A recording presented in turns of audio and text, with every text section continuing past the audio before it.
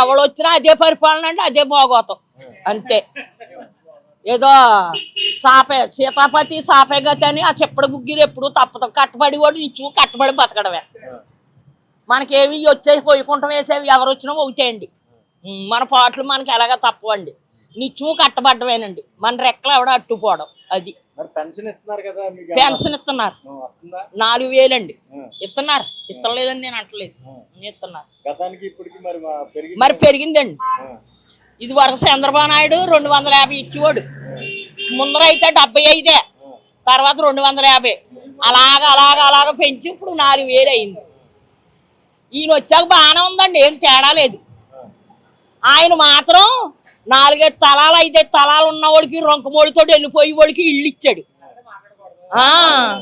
నువ్వు అవుతావునే అలాంటి ఇచ్చారు. అసలు ఇల్లు లేని వాడికి ఇల్లు ఇవ్వలేదు. ఈ వెనకాల రాజకీయాలు చేసేవాళ్ళు వెనకాల తిరుగుతారు కదండి అయ్యగారు. ఆ వెనకాల తిరిగి వాళ్ళు ఏం చేస్తారు, అది ఏది చెప్తే అదే నమ్ముతారు. ఆడ వెనకాల ఉన్న వాళ్ళకి, ఆడ కూర్చున్న వాళ్ళకి, నించున్న వాళ్ళకి ఇచ్చుకున్నారు. మనలాంటి వాళ్ళకి ఇవ్వలేదు. ఏ అంటే రాజకీయం అన్నారు అంతే. మనం ఏం చేస్తామండి. ఇదండి బాగానే ఉందండి, ఏం తక్కువ ఉందండి, మామూలుగానే ఉంది. ఇంకా సంవత్సరం కూడా అవ్వలేదు కదండి. ఇంకా 2-3 సంవత్సరాలు అయితే ఎలా ఉందో తెలుస్తుంది. ఓ సంవత్సరం కూడా పూర్తి అవ్వలేదు కానీ ఈయన బాగానే చేస్తున్నారు. అన్న మాటలు నెలవేర్చాడు. 4000 అన్నాడు, 4000 వెంటనే ఇచ్చేసాడు. 3 నెలల డబ్బులు ఒకసారి ఇచ్చేసాడు 12,000. అసలు ఒక రూపాయి కూడా తీయలేదు. బాగానే చేశాడండి. వ్యవసాయం బాగానే ఉందండి. వ్యవసాయంలో మరి వర్షాలు పడి ఇప్పుడు ఇంకా కోతలు అవ్వలేదు ఈ ప్రాంతంలో చాలా వరకు. ఏమన్నా మరి దానికి ఏమన్నా ప్రభుత్వం ఏమన్నా మాట్లాడిందా? ప్రభుత్వం ఏం మాట్లాడలేదండి. అంటే ఈ పంటకే గవర్నమెంట్ పెద్ద పూసుకోదండి. సీఎంఆర్ ఉన్నాను, తొలకరికి అయితే పూసుకుంటది. ఎందుకంటే ఎఫ్సీకి తీసుకుంటాం మనం. ఇప్పుడు పెద్ద పూసుకోదా, తీసుకున్నారు కానీ కొంచెం పూసుకోవడం అయితే తక్కువండి. అంటే తొలకరలో అయితే సీఎంఆర్ ఏళ్ళ ఎత్తే రేపు పొద్దున్న వచ్చేసిన డబ్బులు 24 గంటల్లో పడిపోయి. ఇప్పుడు కొంచెం గవర్నమెంట్ పట్టించుకోదు ఈ పంటని. ఏ ప్రభుత్వమైనా అంతే అండి. ఎందుకంటే మన వాళ్ళు తినరు, ఎఫ్సీకి తీసుకోరు, పైకి వెళ్ళిపోతాయి. కేరళ కానీ ఇలా షిప్మెంట్ కానీ, అందుకని ఉండిపోయింది. బాగానే ఉందండి.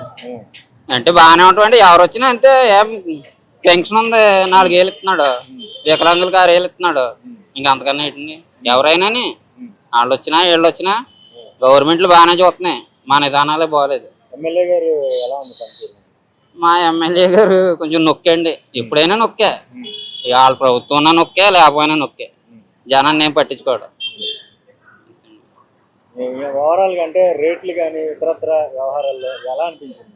ప్రభుత్వం అయితే బాగానే చేస్తుందండి. ఇంకా మరి ఇంకేమంటాం. వాళ్ళు అందంగా బాగానే చేస్తున్నారు, మనం ఏం చెయ్యం. ఎందుకంటే డబ్బులు తీసుకుందే ఓటేయం, కోటా బియ్యం తినం. ఆడికి 45 రూపాయలు ఖర్చు అయినా ఇక్కడికి 8కో 9కో 10కో అమ్మేస్తున్నాం. ఏ గవర్నమెంట్కి అయినా మనం తినం. గవర్నమెంట్లో చదివించుకోండి అంటే చదివించుకోం. ఆడిచ్చి 15 ఏళ్ళు కావాలి అంతేనండి. మనకు న్యాయం జరుగుతలేదు. ప్రతి ఒక్కళ్ళు మౌత్ ముందుకు వచ్చి అంటారు కానీ నిజాలు మాత్రం బయటికి చెప్పరు. ఎవరైనా ముందు మనలో రావాలి. ఇది వరకు ఇట్లాగా ఏమీ లేవు కదా. రోడ్లు అయినా ఒక 15 ఏళ్ళ క్రితం ఇవాళ అన్ని బాగానే మారినాయి కదా. దేశాన్ని పైన ఉన్న వాళ్ళైనా వీళ్ళైనా బాగానే నడిపిస్తున్నారు. ఎందుకంటే జీడిపిలో కూడా మనం జపాన్ దాటే మన నడబడుతుని బట్టే జీడిపి అయినా దేన్నైనా దాటుతాం. ఇప్పుడు అన్నీ ఇది వరకు మాకు సైకిల్ కూడా ఉండేది కదా, ఇప్పుడు బండి ఉంది. వ్యవసాయం చేస్తున్నాం. అప్పుడైతే 30 బత్తాలు పండేది, ఇప్పుడు 60 బత్తాలు పండుతుంది. బాగానే సాగుతున్నాయి అన్ని. ప్రభుత్వానికి అండి 8 మార్కులు వేస్తాం.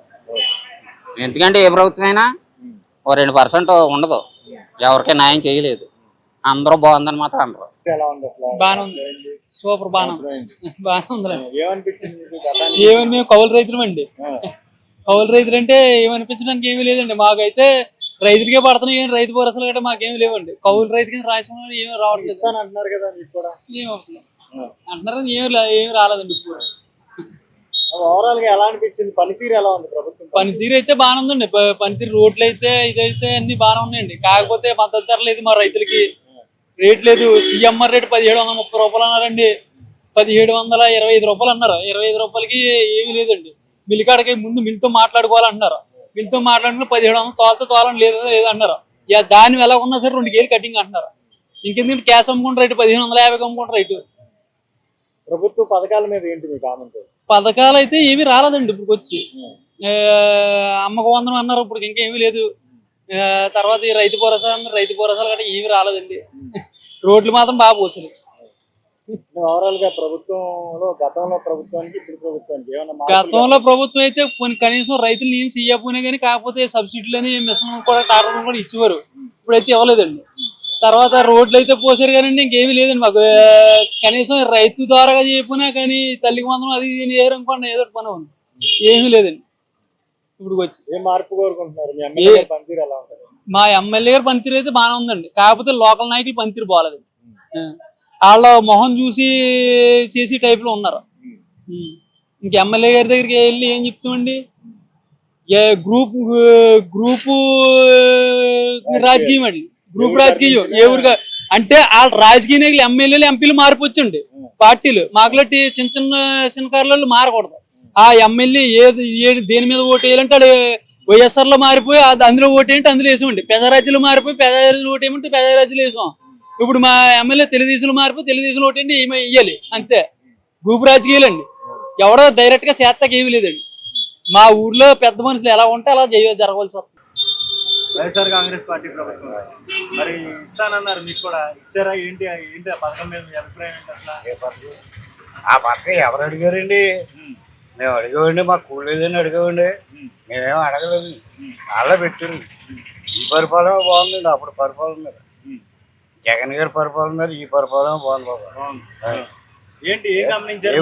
దేవుడు ఇచ్చిన కాలు చేతులు బాగున్నాయి కదా, కష్టపడి బతకొచ్చింది కదా. ఎవరో మీలోటో ఎడతారో తిందాము బతుకుదాము అని ఆశించి చూసిన సోమవారం పోతుంది. అలాంటి పనులు మనకు అర్థం. ఈ పరిపాలన బంగారులాగా ఉన్నది, ఏం తేడా లేదు. ఎవరికి అదువు లేకుండా బతుకుతున్నారండి అందరూ. చాలా నీట్గా. మీ ఎమ్మెల్యే గారి పనితీరు ఎలా ఉందండి? సూపర్ అండి. మా ఎమ్మెల్యే గారికి పేరెట్టడానికి ఎవరు సరిపోరండి. ప్రతి ఒక్కరి కంట్లోని కూడా నలకలాగా ఉన్నాడండి ఆయన. నేనంటే ఇప్పటికి సుభాష్ గారి దగ్గరికి వెళ్ళలేదు కదండి, అయినా ఆయన చేసిన పనులన్నీ చూస్తున్నాయండి. చాలా అభివృద్ధిగా ఉన్నది, మాకు చాలా బాగుంది. మరి 10,000 వచ్చేది మరి అప్పుడు అది ఎవరు ఇవ్వమన్నారండి బాబు? ఎవరు అడిగారండి? మాకు కూలేదని వచ్చామండి మీ దగ్గరికి. కొన్ని ఎవరికైనా కాంతీలు పెట్టామండి. మాకు ఏ అనాథరం పర్లేదు, చోవరపోతులు అయిపోయి తిరుగుతున్నారండి. అప్పుడు ఆ డబ్బులు తిన్నవాళ్ళు ఇప్పుడు రోడ్డు మీద చోవరపోతులు తిరుగుతున్నారండి. ఏ పనులకి పాటలకి వెళ్ళకుండా ఇళ్ళ కూడా కూర్చోండి, ఆడవాళ్ళ మీద ఆధారపడండి. ఆడవాళ్ళు ఏ ఇంట్లో కన్నా వెళ్ళి పాచి పని చేసి పట్టుకొస్తే అవి తిరిగి బతుకుతున్నారండి. గతకన్నా చేసి ఏంటి సార్ ఒక మార్పు చెప్పండి మీరు, గతానికి ఇప్పటికి మార్పు? చాలా చాలా బాగుంది మాకు. నేను ప్రత్యేకంగా వైఎస్ఆర్ చూపండి, వైఎస్ఆర్కి మాజీ కౌన్సిలర్ అండి. 5వ వార్డు కౌన్సిలర్ ఉండి నాకే ఎంత ఇసుకెక్కిందంటే అండి, ఎంత తేడా. రాజకీయాల్లో కౌన్సిలర్ అంటే కార్ల మీద తిరుగుతున్నారు, మరి మీరేంటి ఆటో నడుపుతున్నారు? కష్టపడాలి సార్, కార్ల మీద బొక్కరైతాం బతుకుతుంది కాదు. కష్టపడాలండి, 10 రూపాయలు తెచ్చుకోవాలండి, భార్య పిల్లలు చూసుకోవాలండి. ఎవరో పెడతారు, మీలాంటి వాళ్ళు పెడతారు తిన్నవారు. హలో, తెలుగు రాజ్యం ఛానల్ చూస్తున్నారా? సామాజిక రాజకీయ జీవన చిత్రణే తెలుగు రాజ్యం. అతిశయోక్తులు అసత్యాలు ఉండవు. రాజకీయ కోణం కాదు, ప్రజా కోణమే కొలబద్ద.